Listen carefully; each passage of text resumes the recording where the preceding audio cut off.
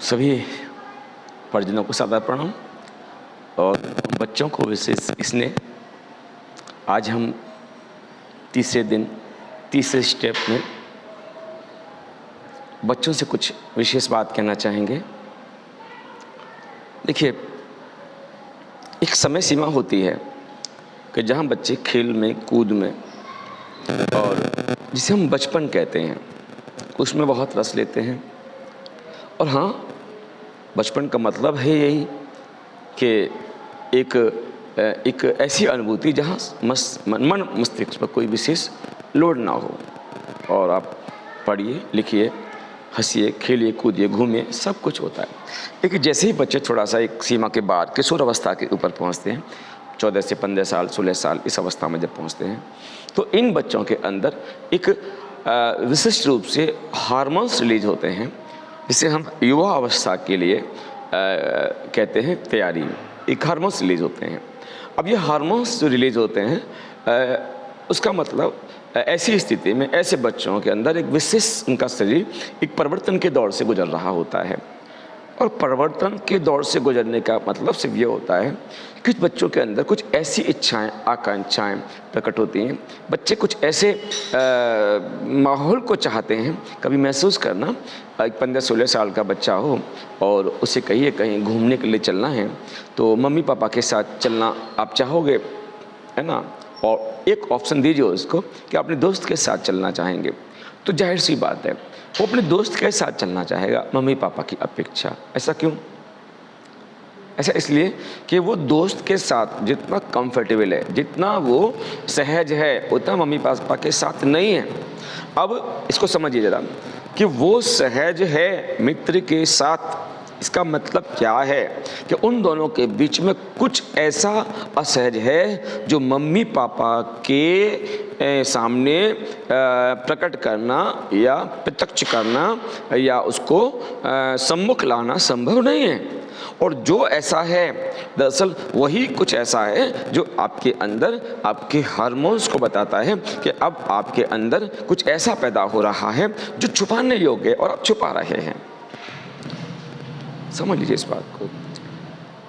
इसलिए ऐसी अवस्था में थोड़ा बच्चों के अंदर हम आज सब लोग सुनते हैं, मैं गार्जियन से भी कहना चाहता हूँ, ज़्यादातर मैंने गार्जियनों को सुना है, चाहे वो लड़की हो चाहे लड़का हो, कि हमें अपने बच्चे पर पूरा भरोसा है।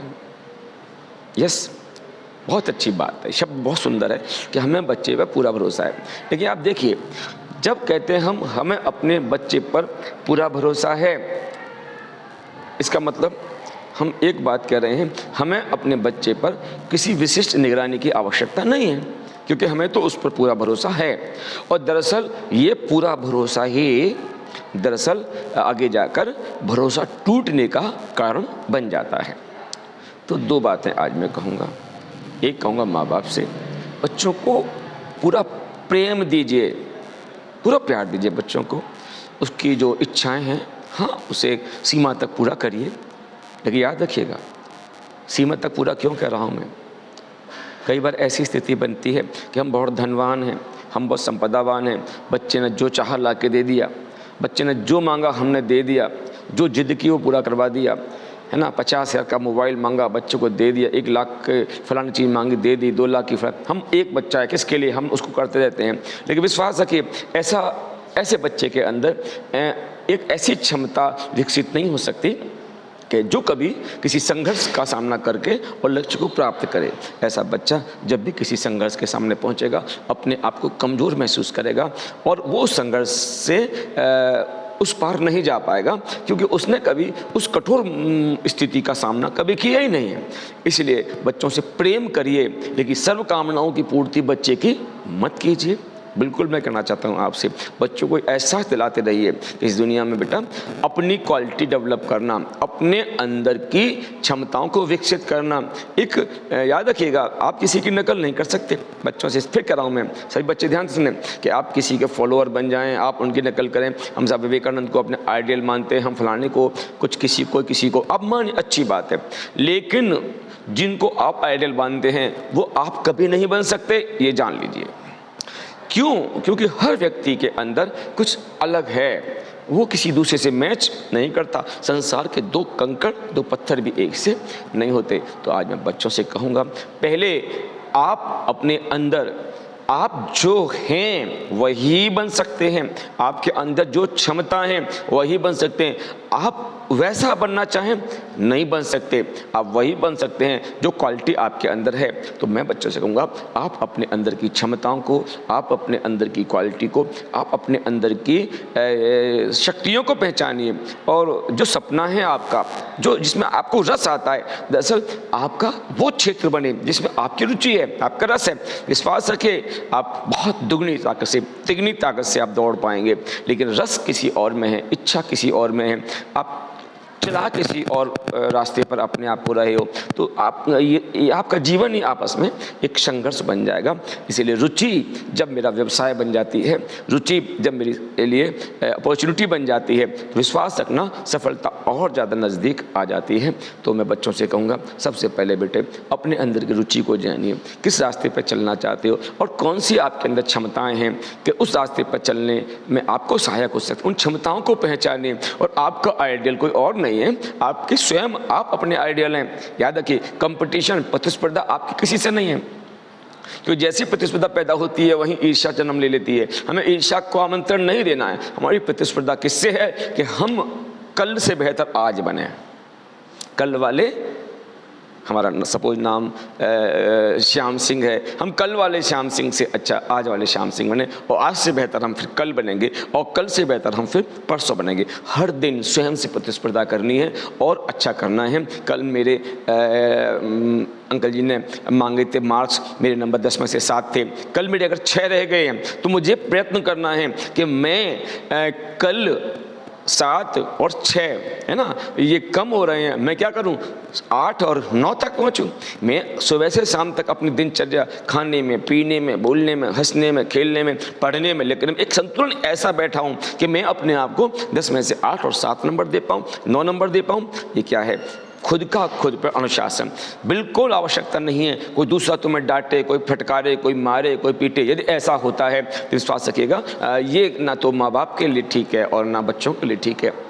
मैं बच्चों से कहूँगा, बच्चों आपके अंदर थोड़ी अल्पज्ञता है तो माँ बाप बस थोड़ा सा आपको सही मार्गदर्शन देने का प्रयास करते हैं। उनकी डांट, उनकी फटकार को थोड़ा सा आप सकारात्मक लीजिए, और ऐसा मौका ही मत दीजिए कि वो कहें आपसे कि पढ़ लो, वो कहें आपसे कि ऐसा मत करो। स्वयं तुम खुद अपने आप को पढ़ाई में इतनी रुचि पैदा करो कि उनको ये कहना पड़े, बेटा थक गया होगा अब मत पढ़। कभी ऐसा दिन आए ना, उस दिन समझना कि आप जीत गए।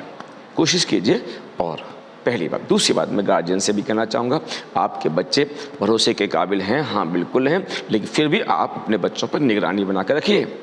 आप अपने बच्चों की एक्टिविटीज़ को गौर से देखते रहिएगा। बच्चे के अंदर जब हार्मोन्स जब बढ़ते हैं तो बच्चों के अंदर बहुत सी एक्टिविटी ऐसी पैदा होती हैं जो माँ बाप को मालूम नहीं पड़ती, और बच्चा उनमें घुसता चला जाता है। तो हम बच्चों से और माता पिता से सबसे कहेंगे, बच्चों की छोटी छोटी चीज़ों पर भी आप गौर कीजिए। कहीं बच्चा आपसे किसी कारण झूठ तो नहीं बोल रहा है, कहीं बच्चा अपने शरीर के फैशन में बहुत ज़्यादा, श्रृंगार में बहुत ज़्यादा, अपने को दिखावे में बहुत ज़्यादा, अपने लुक पर बहुत ध्यान दे रहा है, तो थोड़ा समझने का प्रयास कीजिए कि थोड़ा सा इसके डीपली समझिएगा कि बच्चा हमारा जिस समय जिस चीज़ से गुजर रहा है वहाँ इंद्रियों की तीव्रता बढ़ जाती है, इंद्रियों का प्रभाव पड़ जाता है, और इस इंद्रियों के प्रभाव के लिए हमें कई चीज़ों को कंट्रोल करना पड़ता है। जैसे सपोज हमारा खान पान होता है ना, और हमारी सुबह से शाम तक जो हमारे आसपास घटता है, जो हम सुनते हैं, जो हम देखते हैं, प्रत्येक चीज़ मेरी उस अवस्था पर प्रभावशाली होती है। तो माँ बाप की जिम्मेदारी बनती है कि इस उम्र में बच्चों के साथ संतुलन कैसे बनाया जाए, उनके क्या अच्छे से अच्छा सोचने के लिए दिया जाए, क्या अच्छा देखने के लिए दिया जाए, और क्या है अच्छा जो खाने के लिए दिया जाए। हाँ, बच्चों से एक बात जरूर कहूँगा, बच्चों, हाँ जीभ स्वाद के लिए बनाई है, लेकिन याद रखना, एक है स्वाद, एक है स्वास्थ्य। स्वाद टेम्परेरी है और स्वास्थ्य परमानेंट है। आप खाइए, हाँ बाहर की इच्छा कभी कभी बिल्कुल खाइए, कभी बाहर का, मुझे इसमें मना करने की आवश्यकता नहीं है, लेकिन हाँ स्वास्थ्य का ख्याल रखिएगा। जितना आप स्वाद का खाएंगे, विश्वास रखिए आपका स्वास्थ्य उतना ही खराब होता जाएगा, और जितना आप इस जीभ के स्वाद से थोड़ा सा अपने आप को दूर कर पाएँ, हालांकि थोड़ा कठिन होता है इस उम्र में, तो आप विश्वास रखिए आपका स्वास्थ्य आपका साथ ज़रूर देगा। तो पहला काम क्या, चेंज होती हुई उम्र में हमारे अंदर जो विचार जो पैदा होते हैं, उन विचारों के अकॉर्डिंग हमारी इंद्रियों के अंदर जो सक्रियता आ जाती है, उन इंद्रियों को पर्याप्त भोग ना दिया जाए कि जिससे हम ना चाहते हुए उन मार्गों पर चल दें जो मार्ग हमारे भविष्य के लिए ठीक नहीं है। और माँ बाप से कहूँगा, आप बढ़ती उम्र में बच्चों पर पूरा भरोसा कीजिए, पूरा प्यार दीजिए, लेकिन प्यार इतना मत दीजिए कि बच्चा संघर्ष करना ही भूल जाए। बच्चों को ये याद दिलाते रहिएगा, मेरी संपदा, मेरे पास जो कुछ है बेटा वो तेरे किसी मतलब का नहीं है, तेरे पास तेरा वो है जो तू पैदा करेगा, तेरी क्षमता, तेरी योग्यता, तेरी सामर्थ्य, दरअसल वो सदा तेरे साथ रहने वाली है। जो बच्चों को बाप की संपदा से मुक्त कीजिए मानसिक रूप से, मेरे पिताजी पे इतना ही नहीं भाई, बेटा काम वही आना है तेरे जो तेरा होगा। इसलिए बेटा क्या करो, अपने अंदर को पहचानो, अपने अंदर क्वालिटी एक यूनिक, आप एक अलग हो, सबसे अलग हो। आपको किसी को फॉलो नहीं करना है, आप खुद अपने लक्ष्य चुनिए, उस रास्ते पर चलिए। बस क्या करना है, प्रतिस्पर्धा आपकी क्या होनी है कि कल जो था आज मैं उससे बेहतर बन जाऊं, और आज जो हूं कल उससे बेहतर बन जाऊं, मेरे नंबर कम ना हो। जब भी कुछ ऐसी बात हो, चाहे क्रोध की बात हो या बाहर कुछ उल्टा सीधा खाने की बात हो, जब घर में कुछ तनाव का माहौल बन जाए, पढ़ाई के कारण कुछ बात हो, है ना, और पढ़ाई आज कम कर पाए, होमवर्क नहीं कर पाए, टीचर ने कहा था लेकिन हम नहीं कर पाए, तब फिर आप अपने नंबरों पर ध्यान दीजिए कि अगर मैंने इस अनुशासन को भंग किया तो शाम को मुझे रिपोर्ट कार्ड में मेरे नंबर कम हो जाएंगे। तो मेरे नंबर कम नहीं होने चाहिए, क्योंकि मेरा टीचर कोई और नहीं है, मैं खुद अपना टीचर हूँ, और अपने नज़र में पास होना ये बहुत बड़ी बात है। आज इतना ही, बहुत बहुत धन्यवाद।